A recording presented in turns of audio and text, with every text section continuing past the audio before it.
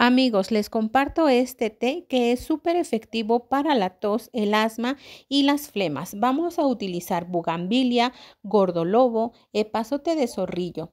Estas hierbas contienen muchas propiedades, son antibióticas, antiinflamatorias, contienen expectorantes, ayudan para las defensas. Vamos a poner a hervir en 1 litro de agua una rama de cada una de estas.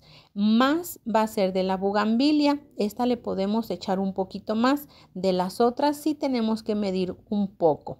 Vamos a ponerlo a hervir por 5 minutos. Lo vamos a tapar. Vamos a esperar que se enfríe un poco. Y lo más calientito que puedas lo vas a utilizar con miel y te lo vas a tomar. Te vas a tapar y te vas a quedar ahí un rato para que esto haga todos los beneficios en tu cuerpo. Te lo recomiendo muchísimo.